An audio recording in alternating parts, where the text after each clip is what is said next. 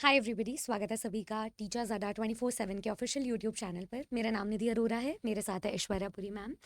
और आज हम लोग एनवीएस को लेकर के जो कैलेंडर लॉन्च किया है एंड जो हमारा नोटिफिकेशन आने वाला है जुलाई में, उसको लेकर के एक थरो नोटिफिकेशन डिस्कस करेंगे कि लास्ट ईयर के पैटर्न को लेकर के जो भी एग्ज़ाम हुआ है उसमें क्या एलिजिबिलिटी रही है, क्या स्टूडेंट्स को अप्रोच रखनी चाहिए, उसमें आपका age limit, exam pattern, syllabus and subject wise division भी हम लोग लिटरेचर ग्रामर की ओवरऑल जो इंग्लिश में जी आपको समझना है वो हम डिस्कस करेंगे। सो राइट। मैम आपका क्या कहना है? तो वन शॉट वीडियो है ये सभी कैंडिडेट्स के लिए जो इस बार एनवीएस टीजीटी या पीजीटी में अप्लाई करने का सोच रहे हैं। बहुत ही अच्छा मौका भी है।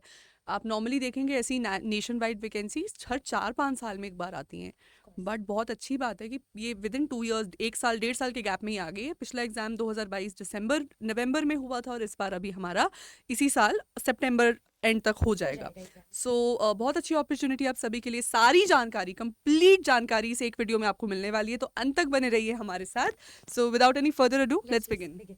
चलिए, तो सबसे पहले हम स्टार्ट करते हैं एलिजिबिलिटी। एक टीजीटी कैंडिडेट को क्या क्या रिक्वायरमेंट है और एलिजिबल वो कैसे होगा। सबसे पहले तो आपके पास में ग्रेजुएशन होनी चाहिए जिसमें आपके 50% मार्क्स मिनिमम हो। अब इसमें दो क्राइटेरिया, एक तो एनसीटीई यूनिवर्सिटी से, एनसीटीई के रिकॉग्नाइज्ड इंस्टीट्यूशन से आपका वो एलिजिबिलिटी हो, या फिर आपका जो सब्जेक्ट कॉम्बिनेशन है उसमें भी लैंग्वेज को लेकर के एक सर्टिफाइड चीज़ है कि 3 साल आपका इंग्लिश में होना चाहिए। साथ में ये चीज़ें कंपलसरी है, सीटेट पेपर 2 क्वालिफाइड होना चाहिए, बीएड डिग्री आपके पास होनी चाहिए एंड साथ में आपकी हिंदी और इंग्लिश की नॉलेज कंपलसरी होनी चाहिए आपकी लैंग्वेज प्रोफिशिएंसी के लिए। अब मैम टीजीटी के लिए क्या रिक्वायरमेंट होगी? सो पीजीटी देखिए, जैसे the name suggest, post graduate teacher हैं ये 11वीं 12वीं को पढ़ाते हैं। तो एज अ नेम सजेस्ट, इनमें मिनिमम क्वालिफिकेशन भी आपके पास एक पोस्ट ग्रेजुएट डिग्री होनी चाहिए। ठीक है, तो 2 साल आपने अपने कॉलेज में वो सब्जेक्ट पढ़ा हो जिसके लिए आप अप्लाई कर रहे हैं। जैसे यहाँ पे आप इंग्लिश के लिए अप्लाई करें तो इंग्लिश 2 इयर्स आपने मास्टर्स में अपना पढ़ा हो किसी भी इंडिया की रिकॉग्नाइज यूनिवर्सिटी से, with minimum 50% average aggregate score आपके पास यहाँ पर होना चाहिए। साथ ही साथ यहाँ पर सीटेट की ज़रूरत हमें नहीं होती है, राइट। राइट। बीएड की और जरूरत बीएड की पड़ेगी। ज़रूरत है यहाँ पर, सीटेट की ज़रूरत नहीं होती है। बीएड आपके पास कंपलसरी यहाँ पर होनी होना चाहिए। चाहिए। साथ ही साथ क्योंकि एनवीएस में रिटन एग्जामिनेशन के बाद एक इंटरव्यू राउंड भी होता है। इंटरव्यू में इट इज़ ऑलवेज प्रेफरेबल कि अगर आप पीजीटी के लिए अप्लाई कर रहे हैं तो कहीं ना कहीं एज अ टीजीटी या फिर एज अ कॉन्ट्रैक्चुअल पीजीटी आपका एक्सपीरियंस हो, वो एडिशनल मार्क्स आपको प्रोवाइड करता है। इंटरव्यू में आपके सिलेक्शन के चांसेस काफ़ी बढ़ा बढ़ देता है जाएगा। यहाँ पर। यस, जी। Of course. चलिए, नेक्स्ट अब हम एग्जाम पैटर्न की डिस्कशन कर लेते हैं। अच्छा, एज एज लिमिट लिमिट। सबसे पहले देख लेते हैं। यहाँ पर जितने भी पीजीटी कैंडिडेट्स हैं उनके लिए 40 इयर्स का एज लिमिट है, टीजीटी कैंडिडेट्स के लिए 35 इयर्स है एंड साथ में आपको कुछ एज रिलैक्सेशन मिल रहा है कैटेगरी वाइज। जैसे एससी को रिलैक्सेशन मिल रहा है 5 साल का, ओबीसीज को 3 साल का मिल रहा है, विमेन कैंडिडेट्स को 10 साल का रिलैक्सेशन मिल रहा है। तो ऐसे करके जितने भी रिलैक्सेशन है आप अपना स्क्रीनशॉट लेकर के समझ सकते हैं डिटेल में। अब आगे चलते हैं, एग्जाम पैटर्न को एक बार डिस्कस कर लेते हैं। अगर मैं टीजीटी की बात करूं और पीजीटी की बात करूं, दोनों में एक पेपर 1 होता है जो सभी टीचिंग एग्जाम्स में काम आता है। अब पेपर 1 में आपके जीके जैसे सब्जेक्ट्स है, रीजनिंग एबिलिटी है, knowledge of ICT and teaching aptitude. इसमें आपको 10 क्वेश्चंस 10 मार्क्स के अटेम्प्ट करने हैं। 80 नंबर का ये जो पार्ट 5th है, इसमें आपको सब्जेक्ट कंसर्न नॉलेज होनी चाहिए। आपके सब्जेक्ट के अराउंड जितने भी आपके सब डोमेन्स हैं उनकी आपको नॉलेज होनी चाहिए। इसका मतलब ओवरऑल आपका सब्जेक्ट पर कितना होल्ड है टीजीटी लेवल पर as a train graduate teacher, उसकी कमांड होनी चाहिए। ये 80 मार्क्स का आपको मिलेगा। साथ में लैंग्वेज कॉम्पिटेंसी टेस्ट, याद रखना ये जो एग्जाम पैटर्न है ये ईएमआरएस के एग्जाम पैटर्न से हूबहू मिलता जुलता उसका सिमुलेशन है। तो इसमें भी लैंग्वेज कॉम्पिटेंसी टेस्ट में आपको 30 मार्क्स कैसे डिवाइड करके दे रहे हैं। ये जनरल इंग्लिश 10 मार्क्स की है, जनरल हिंदी 10 नंबर की और रीजनल लैंग्वेज 10 नंबर की है। अब यानी कि आपको डिफरेंट मतलब अलग अलग कैटेगरी में मिनिमम 40% लेकर के आने हैं, यानी कि 30 में से आपके 40% मार्क्स आने चाहिए। टोटल पेपर आपका 150 मार्क्स का है एंड जो टाइम ड्यूरेशन दिया जाएगा वो आपको 3 घंटे का दिया जाएगा। Over to you ma'am. Thank you ma'am, thank you so much. So PGT का डिस्कस कर लेते हैं। पीजीटी भी आपका 3 घंटे का ये पेपर होगा। अगर हम बात करें आपके जनरल पेपर की, कंसर्न सब्जेक्ट का तो अभी हम आगे डिटेल में डिस्कस करेंगे with subject wise area wise weightage भी।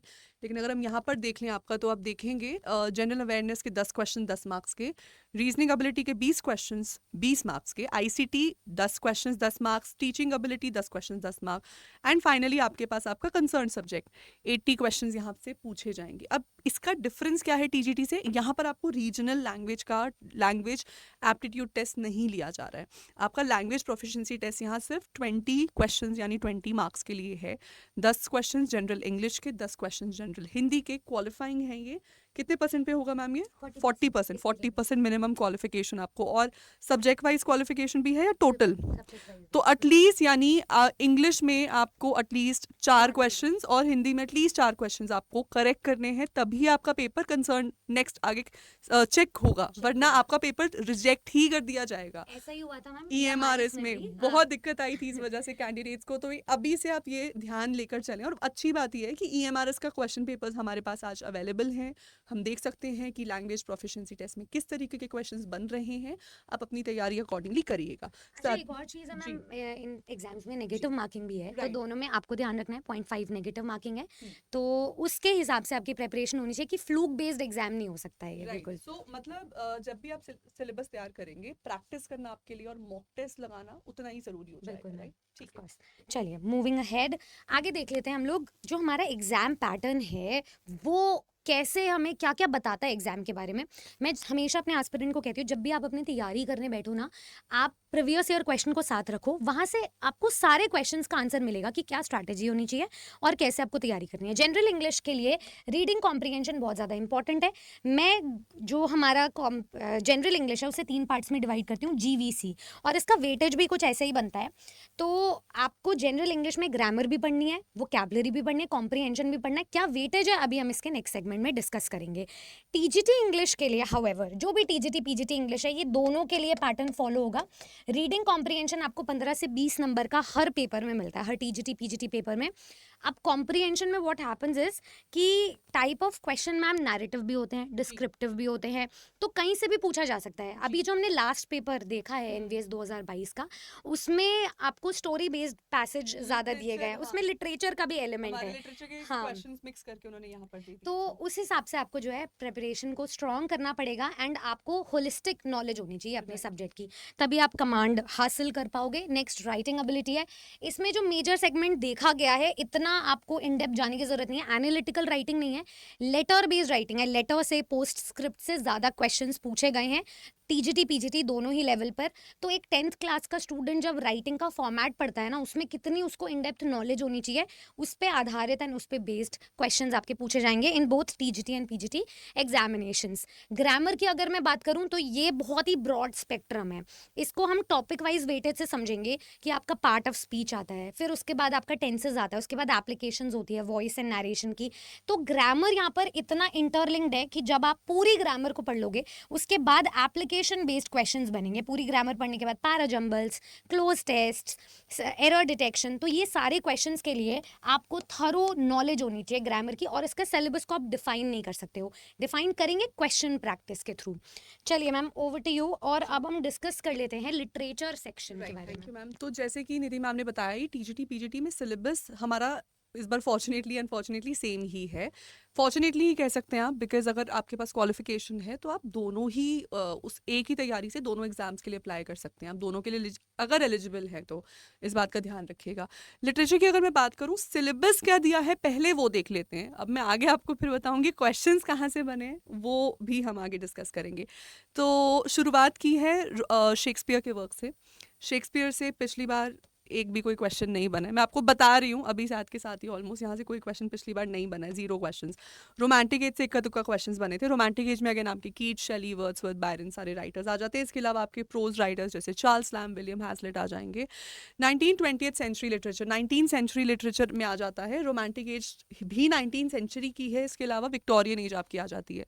तो आपके सभी विक्टोरियन पोएट्स जैसे कि Elizabeth Barrett Browning, Christina Rossetti, Dante Gabriel Rossetti, Lord Alfred Tennyson, Robert Browning, ये सभी राइटर्स पोएट्स आपके विक्टोरियन एज के हैं। फिर विक्टोरियन राइटर्स आपके पास आ गए जैसे कि Thomas Hardy, Charles Dickens, Bronte sisters, William Makepeace Thackeray, George Eliot, इन सभी के नॉवेल्स आपको पता होने चाहिए।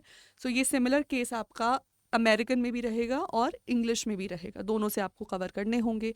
ठीक है, फिर आपके अमेरिकन राइटर्स यहाँ पर आ गए हैं। अमेरिकन में आप देख रहे हैं जैसे कि वॉल्ट विटमैन, नथानियल हॉथॉर्न, ठीक है, ये आपके राइटर्स अमेरिकन लिटरेचर के हैं। इसके अलावा अर्नेस्ट हेमिंग्वे से बहुत क्वेश्चंस बनते हैं, that portion you have to cover.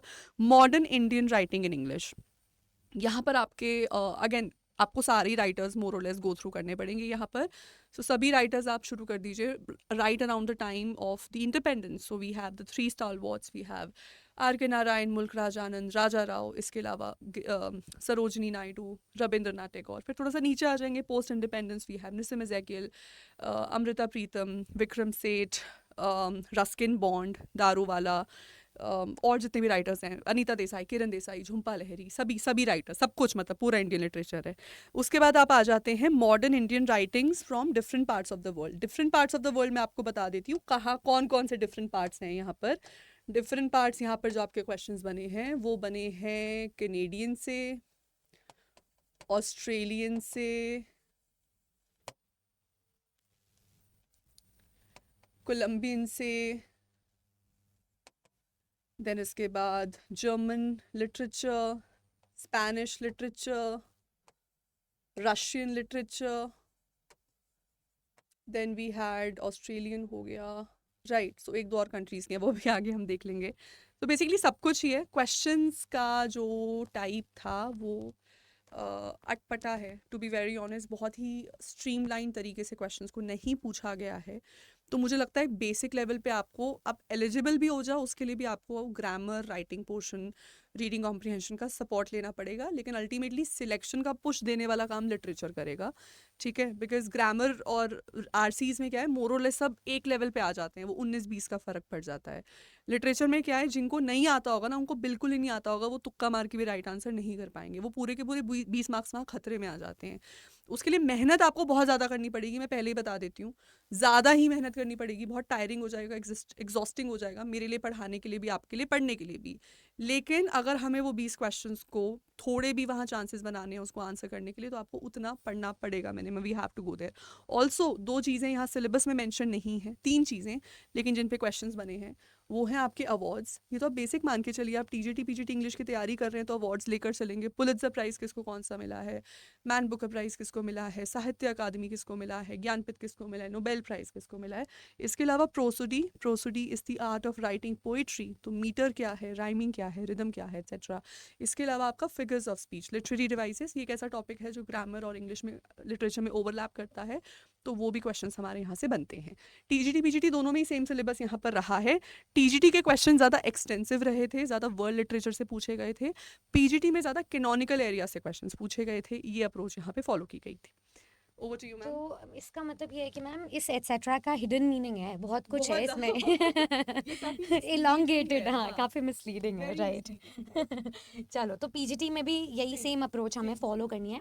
चलो नेक्स्ट, अब हम वेटेज की बात कर लेते हैं सब्जेक्ट वाइज कि कौन से मोस्ट रिपीटेड टॉपिक्स हैं. टीजीटी पीजीटी इतने सारे एग्जाम्स हमने 2023 में एक्सपीरियंस किए, तो उसको इनकाउंटर करके मैं आपको बता देती हूँ.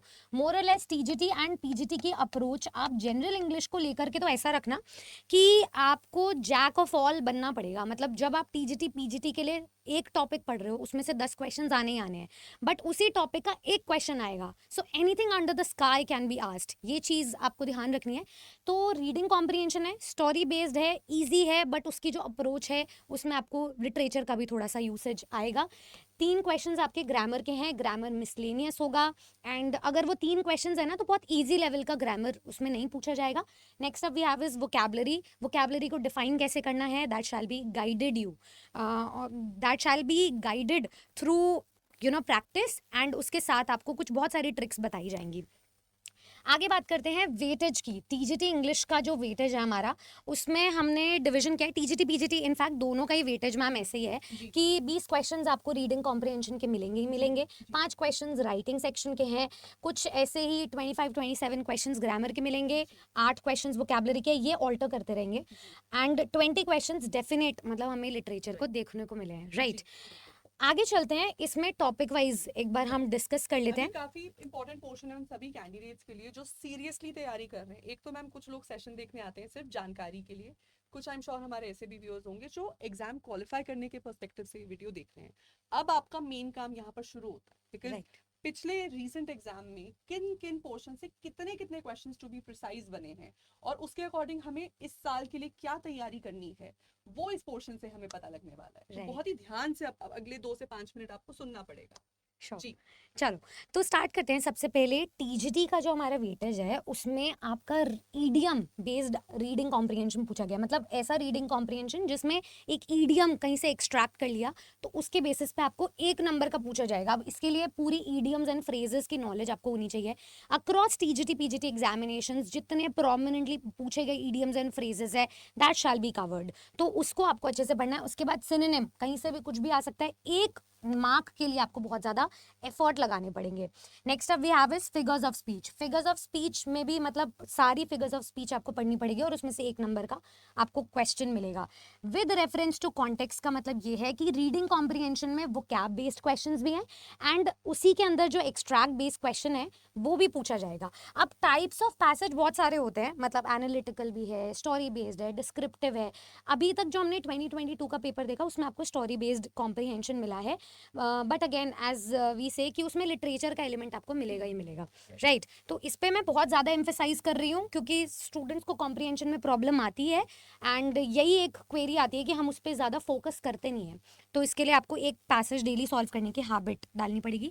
वॉइस से एक क्वेश्चन है, एरर डिटेक्शन से एक क्वेश्चन है, क्लोज टेस्ट से आपको एक क्वेश्चन मिलेगा, वो भी वर्ब बेस्ड है, अभी तक मिला है ये। इसका मतलब ये है कि हमें पार्ट ऑफ स्पीच को इतना थरो प्रैक्टिस करनी है कि क्लोज टेस्ट वाले क्वेश्चंस या मल्टीपल फिलर्स वाले क्वेश्चंस हम बहुत इजीली बना सके। Antonyms and synonyms again repetitive आ गया, पर ये रीडिंग कॉम्प्रिहेंशन में नहीं है, ये कंटेक्चुअल भी हो सकता है या फिर बहुत ही at the tip of your head कोई भी रैंडमली उठा लिया पैसेज या फिर रैंडमली कोई वर्ड उठा लिया, वो पूछा जा सकता है सिनोनिम्स एंड एंटोनिम्स में। नेक्स्ट हम बात करते हैं जो हमारा, अच्छा ये था आपका जनरल इंग्लिश का कि ये 10 नंबर की वेटेज क्या है, 10 नंबर की।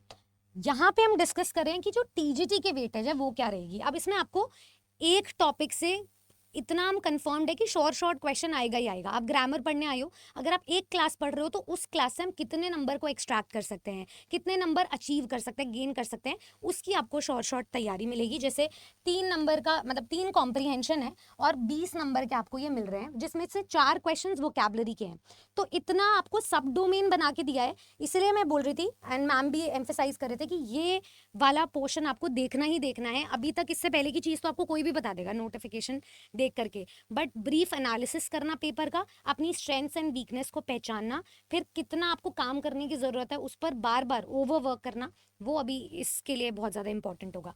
राइटिंग सेक्शन में एज आई मेंशन कि लेटर राइटिंग से बहुत सारे क्वेश्चंस है। वर्ब से आपको 8 नंबर के क्वेश्चंस मिल रहे हैं। अब वर्ब कितने टाइप की वर्ब हो सकती है, एक फर्स्ट क्लास का जो बच्चा है वो सिर्फ हेल्पिंग वर्ब मेन वर्ब इतना ही समझता होगा, थर्ड क्लास का, बट जब ऐसे आप कंपेटिटिव एग्जाम में जाते हो तो वर्ब बहुत ही बड़ा स्पेक्ट्रम बन जाता है, 1 हफ्ता लग जाता है इसको पढ़ने में। तो यहाँ say anything can be asked, वो 8 नंबर में कुछ भी पूछा जा सकता है, तो उसकी आपकी रिगरस प्रैक्टिस होनी चाहिए। वॉइस से 3 क्वेश्चन है, मोडल वर्ब से 4 क्वेश्चन है। अब ये वर्ब का अलग स्पेक्ट्रम है, मतलब it is a different umbrella all together, इसके लिए आपको पढ़ना पड़ेगा। वोकैबुलरी में से 4 सिनोनिम 4 एंटोनिम बेस्ड क्वेश्चंस है। पंक्चुएशन से 2 क्वेश्चंस है सरप्राइजिंगली। पैराजम्बल्स, इसके लिए ग्रामर की ओवरऑल नॉलेज होनी चाहिए बिकॉज एवरीथिंग इज इंटरट्वाइंड, तो इसीलिए 3 नंबर का वहाँ से आपको क्वेश्चन मिलेगा। क्लॉजेस से again a very important topic जिसको बहुत सारे स्टूडेंट्स मिजरेबली फेल कर जाते हैं समझने में, बट यहाँ से 3 क्वेश्चन आपके आ रहे हैं बहुत अच्छे से। पार्ट्स ऑफ स्पीच का मतलब ये है कि डायरेक्ट क्वेश्चन है कि हाईलाइट कर दिया कोई भी वर्ड, बट वो कौन सा पार्ट ऑफ स्पीच है। ईएमआरएस में बहुत कंफ्यूजिंग क्वेश्चंस पूछे गए थे इस बार पार्ट ऑफ स्पीच से, तो इसकी कमांड के लिए कम से कम आपको 20 दिन की क्लासेस देखनी पड़ेगी, तब जाकर आपको ये 2 नंबर आप गेन कर पाओगे। नेक्स्ट आ जाता है कंजंक्शन, 2 मार्क्स का कंजंक्शन है, एंड फिर लिटरेचर सेक्शन आपका 20 नंबर का आएगा जिसको ऐश्वर्या मैम एक्सप्लेन करेंगे। मैम वैसे ये तो है कि एक एक दो दो मार्क्स या क्वेश्चंस के लिए नाक रगड़वा देंगे ये लोग, है एवरी ना। नंबर काउंट्स, कट ऑफ भी यही कहती है कट ऑफ उसे। भी यही कहती है, तो कट ऑफ तो खैर पॉइंट पॉइंट पे चली जाती है ये, पर हम स्टूडेंट्स को बता के चलें, बिकॉज पेड क्लास में फिर बच्चे ना काफ़ी रो रहे होते हैं कि मैम इतना सारा पढ़ना पड़ रहा है, मैम क्यों थक पढ़ना गए पड़ रहा है, हैं। थक गए हैं, मत पढ़ाओ मैम। बट फिर हम यही बोलते हैं कि यार हमने अनफॉर्चुनेटली ना तो पेपर सेट किया है ना सिलेबस सेट किया है, Yes. हम तो वो कर रहे हैं जो एग्ज़ाम की डिमांड है, ये आपके एग्ज़ाम की डिमांड है, तो आप प्रिपेयर्ड होके ही इस तैयारी में घुसिएगा। Agree. आप सीरियस नहीं हैं, आप उस अप्रोच के साथ चल नहीं सकते हैं, then I think there is no point also doing it, right.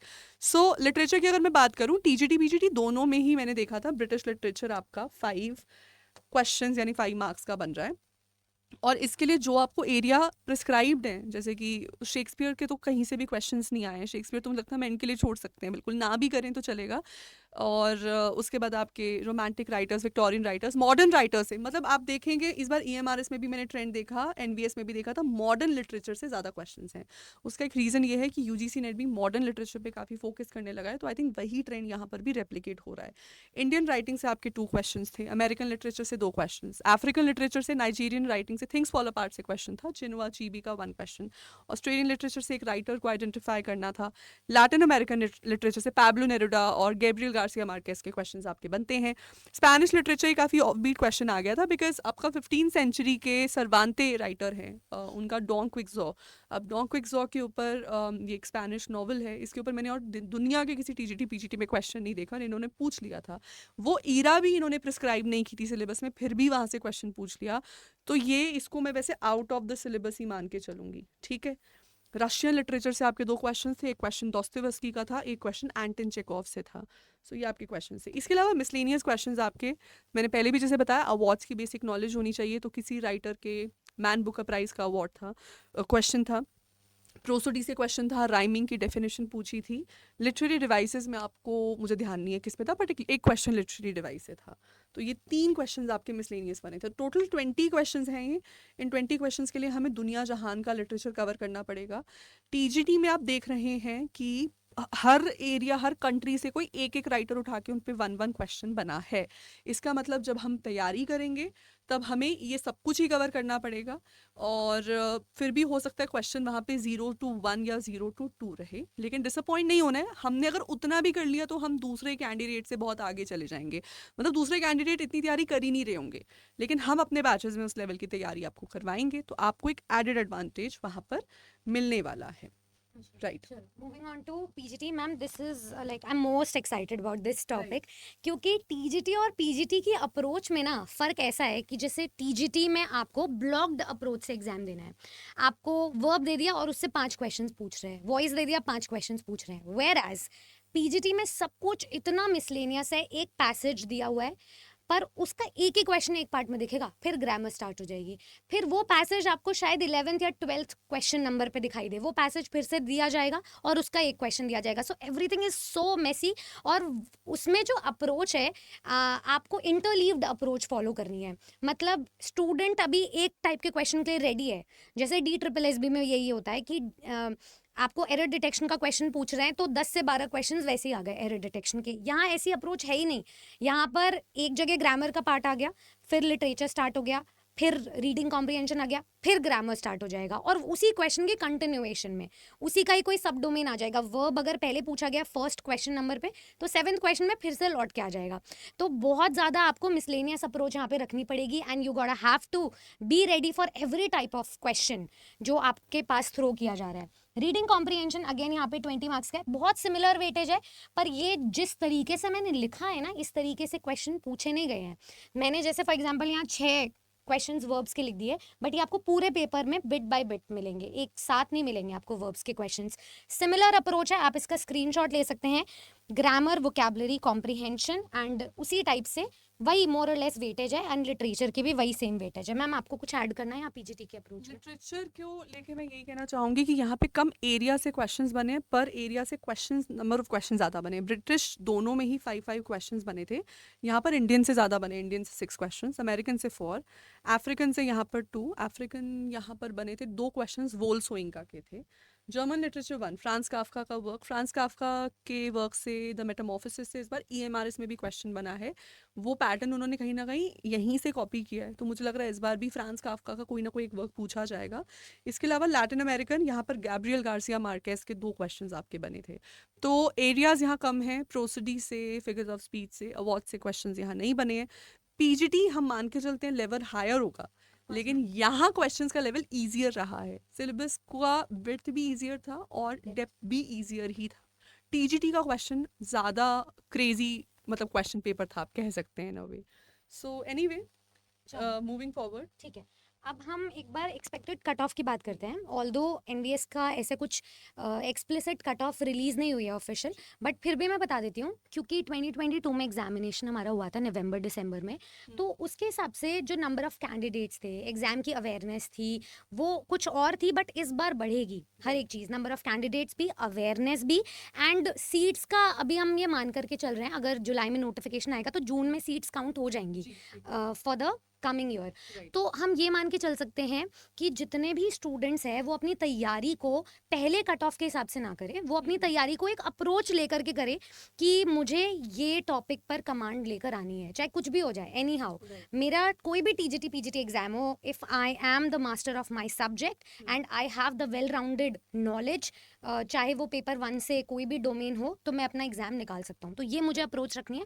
बाकी मैं आपको एक एस्टिमेट बता देती हूँ। जैसे मैम यहाँ पर पिछली बार जो सीट आई थी वैकेंसी टोटल टीचिंग पोस्ट पे 2200 थी, राइट जिसमें कुछ हमारी पैन इंडिया थी और कुछ नॉर्थ ईस्टर्न के लिए अलग थी। अब टीजीटी की पोस्ट पे अगर मैं इंग्लिश में बात करूँ तो 144 वैकेंसी थी अगेंस्ट 683 वैकेंसी जो सारे टीजीटी एग्जामिनेशंस के लिए थी, एंड 37 थी 397 पोस्ट के अगेंस्ट। ये सारी टोटल पोस्ट थी पीजीटी की।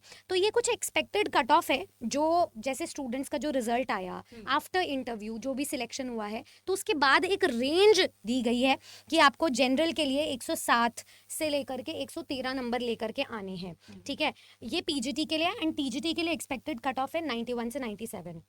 आपने ये बात बिल्कुल सही कही थी कि पीजीटी का जो पेपर है वो कंपैरेटिवली इजी था, इसलिए कट ऑफ भी इसकी टीजीटी की कम गई है एंड टीजीटी की ज़्यादा गई है। तो आप इसका भी स्क्रीनशॉट ले सकते हो कैटेगरी वाइज।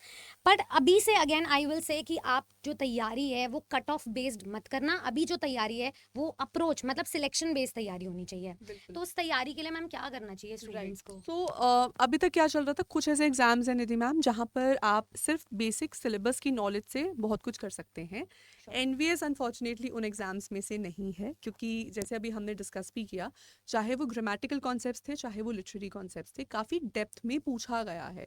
एंड हो सकता है अगर आप किसी हायर लेवल के एग्जाम की तैयारी कर रहे थे then for you it might be a cake walk, but for majority 98% candidates it won't be. और अगर आप सिलेक्शन का ही सोच रहे हैं, सिलेक्शन ही लेना चाहते हैं, और सिलेक्शन लेने का सोचना भी चाहिए। आप देखिए ये एक बहुत रेप्यूटेड ऑर्गेनाइजेशन है, इसके साथ जुड़ने के बहुत फ़ायदे हैं। सिर्फ पे स्केल, बेहतर पे स्केल के अलावा कुछ एडिशनल बेनिफिट्स जो आपको किसी और स्टेट के टीजीटी पीजीटी की तरह नहीं मिलेंगे वो आपको यहाँ पर मिलेंगे। तो कोशिश करनी चाहिए, और ये बहुत अच्छी गोल्डन अपॉर्चुनिटी आपके पास है। 2022 से जो एक विंडो ओपन है हमारे पास टीजीटी पीजीटी की बम्पर वैकेंसीज की, ये अब अगले 1-2 साल ही ट्रेंड रहेगा। तो जितनी जल्दी आप अपनी नौकरी इसमें फिक्स कर लें उतना आपके लिए बेहतर होगा। अब ये पूरी ऑल राउंडेड अप्रोच की तैयारी हमारे बैचेस ऑलरेडी लाइव हैं। अगर आप जुड़ के तैयारी करना चाहते हैं तो ज़रूर अभी के अभी बैचेस में एनरोल कर लें। नीचे दिए गए नंबर पे कॉल कर लीजिए, मैं आपको दिखा भी देती हूँ एक बार। नीचे दिए गए नंबर पे आप लोग कॉल कर सकते हैं। साथ ही साथ हमारे अड्डा 24/7 की एप्लीकेशन या वेबसाइट पर जाकर आप ये देखिए कोर्सेज मैम, हाँ जी, all courses teaching. Teaching section में चले जाइएगा और वहाँ पर आपको एनवीएस के टीजीटी और पीजीटी के सेपरेट बैचेस दिख जाएंगे। As the name suggests, the name of the batch is पराक्रम।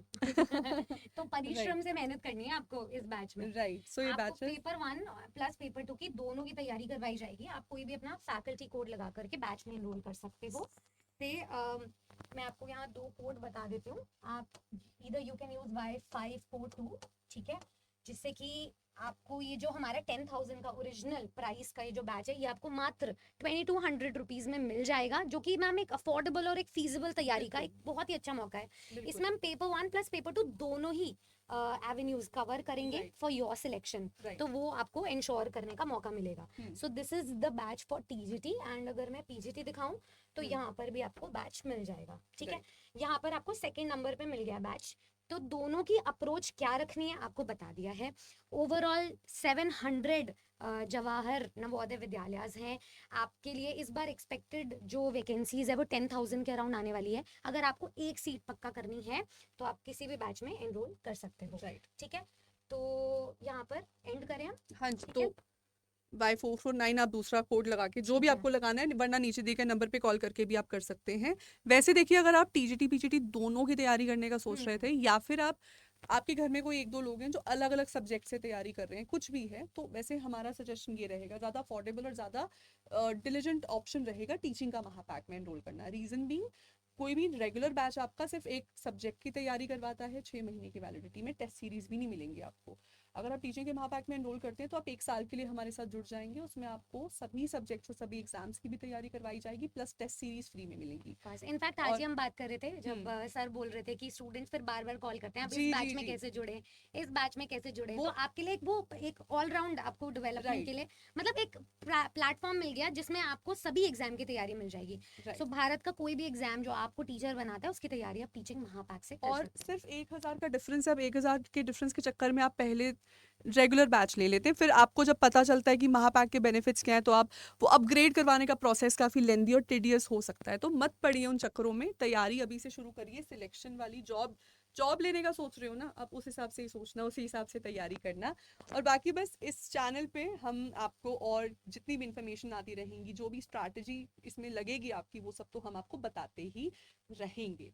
तो चलिए बस ऐसी और वीडियोस के लिए सब्सक्राइब कर दीजिए हमारे official YouTube channel teachers Adda को। Thank you so much, take care, bye bye.